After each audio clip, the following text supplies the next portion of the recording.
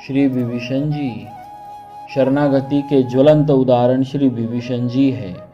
ये राक्षस वंश में उत्पन्न होकर भी वैष्णवाग्रगण्य बने। पुलस्त्य के पुत्र विश्रवा हुए। विश्रवा के सबसे बड़े पुत्र कुबेर हुए, जिन्हें ब्रह्मा जी ने चतुर्थ प्रजापति बनाया।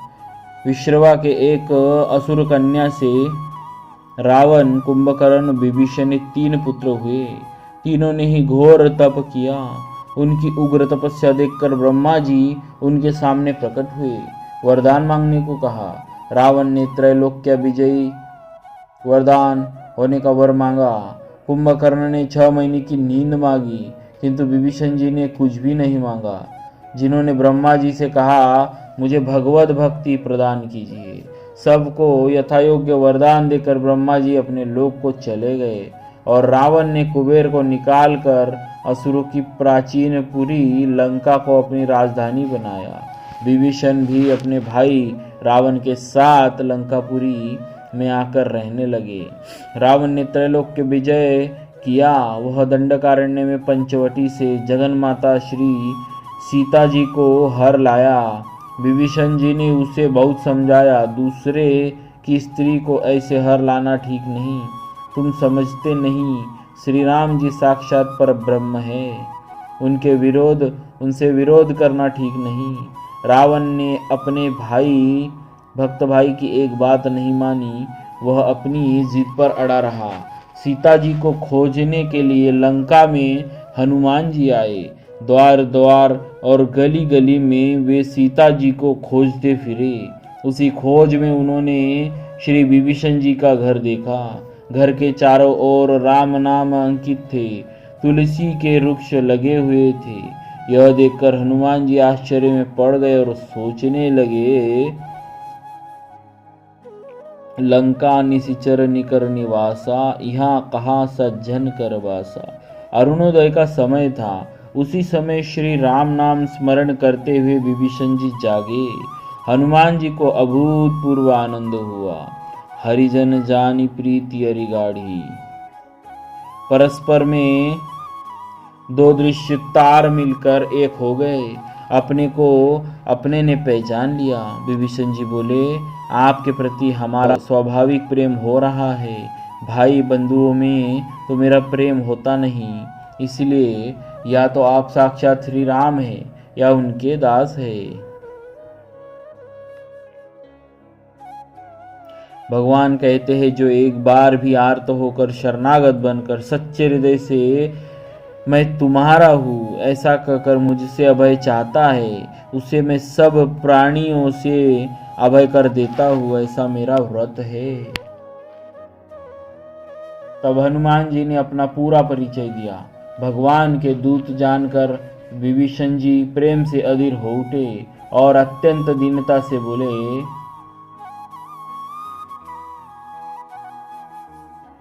तात कबहु मोहि जानी अनाथा, करिहहि कृपा भानुकुल नाथा। हनुमान जी ने तब कहा, भैया तुम अपने को इतना नीच दीन क्यों समझते हो? अरे प्रभु तो दीनों के ही नाथ है, पतितों के ही पावन है। तुम स्वयं सोचो कि मैं ही कौन सा कुलीन हूँ। जब मुझ जैसे चंचल वानर को उन्होंने अपना लिया तो फिर तुम्हारी तो बात ही क्या। विभीषण जी बोले, अब मोहि भा भरोस हनुमंता, बिनु हरि कृपा मिली नहीं संता। परस्पर में बातें हुई। हनुमान जी के द्वारा श्री सीता जी का पता पूछने पर उन्होंने सब बातें बताई। सीता जी की खबर पाकर हनुमान जी ने उत्पात शुरू कर दिया। वे पकड़े गए, उन्हें मारने की आज्ञा हुई। विभीषण जी ने दूत को मारना अनीति बताकर कुछ और दंड देने को कहा। वह ऐसा दंड हुआ कि विभीषण जी के मंदिर को छोड़कर पूरी लंका जल गई। श्री राम जी ने लंका पर चढ़ाई कर दी। विभीषण जी ने रावण को बहुत समझाया कि जानकी जी को वापस दे दो। रावण ने क्रोध में आकर विभीषण जी को लात मारी और कहा, दुष्ट मेरा खाता है, गीत उनके गाता है, वही चला जा, अब यहाँ आना मत। जब भाई ने देश निकाले की आज्ञा दे दी तो विवश होकर उन्होंने घोषणा कर दी कि अच्छा तो मैं प्रभु की शरण जाता हूँ। वे आकाश मार्ग से भगवान के यहाँ पहुँचे। उन्हें राक्षस जानकर भालू वानर भांति भांति के तर्क करने लगे।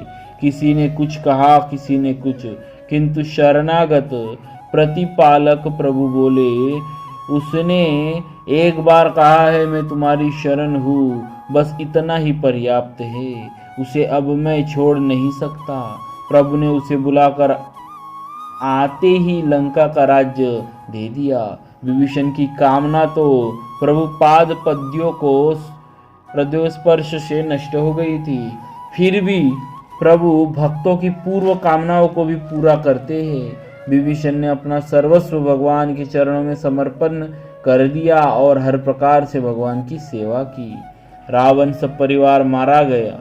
विभीषण को राज्य मिला और उन्होंने वानर भालू का खूब सत्कार किया। पुष्पक विमान पर चढ़कर वे श्री राम जी को अवधपुरी तक पहुंचाने लगे।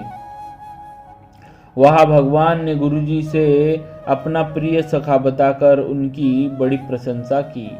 भगवान ने इनका बड़ा सम्मान किया और अजर अमर होने का आशीर्वाद दिया।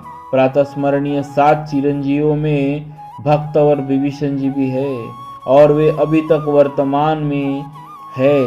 भगवान कितने भक्तवत्सल है, वे शरणागत के सब दोष भूल जाते हैं। एक बार की बात है, समुद्र में एक जहाज जा रहा था। वह किसी कारण से अटक गया।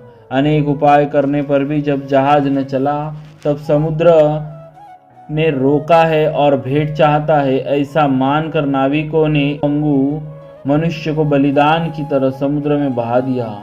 वह मरा नहीं, तरंगों में बहते बहते लंका टापू में जा लगा।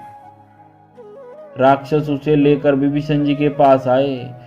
वो उसे देखते ही विभीषण जी सिंहासन से कूद पड़े। उनके नेत्रों से आंसू बहने लगे। उन्होंने कहा, श्री रामचंद्र जी भी इसी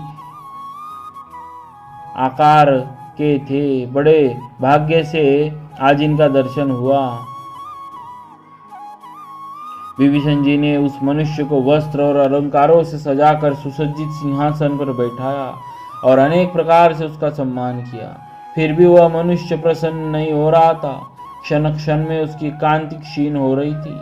तब विभीषण जी ने प्रार्थना की कि प्रभु कृपा कीजिए, सेवा के लिए मुझे आज्ञा दे दीजिए। यह सुनकर उस मनुष्य ने कहा, मुझे समुद्र के उस पार पहुंचा दो, इसी में मुझे बड़ा भारी सुख होगा। तब बहुमूल्य अपार रत्न राशि भेंट में देकर विभीषण जी समुद्र तट फिर ले आए। विभीषण जी ने उस मनुष्य के सिर पर श्री राम नाम लिखकर रख दिया और कहा कि यही राम नाम तुम्हें समुद्र से पार कर देगा। विभीषण की कृपा से उस मनुष्य में भी सच्चा प्रेम और विश्वास उत्पन्न हो गया और वह उसी ठौर बैठ गया। संयोगवश वही जहाज फिर लौट कर आया जिससे इसे गिराया गया था। जहाज पर के लोगों ने इसे पहचान लिया। पूछने पर उसने उल्लासपूर्वक सब वृत्तांत बताया। सुनकर लोगों को बड़ी प्रसन्नता हुई। उन लोगों ने बड़ी अनुनय विनय करके उस मनुष्य को जहाज पर चढ़ा लिया। लोभवश नाविकों ने उनसे रत्न राशि छीननी चाहिए। तब वह जल में कूद पड़ा और थल की तरह जल में चलने लगा। उसके पैरों में जल छू तक नहीं रहा था। यह देखकर सब आश्चर्यचकित हो गए और इसका कारण पूछा। उसने विभीषण द्वारा बताई गई श्री राम नाम महिमा को सबको बताया। अब तो सब बहुत पछताए, क्षमा मांगी और नाम में सबका अपार प्रेम हो गया। ऐसे श्री राम निष्ठ भक्त थे विभीषण जी। जय जय श्री विभीषण जी महाराज की।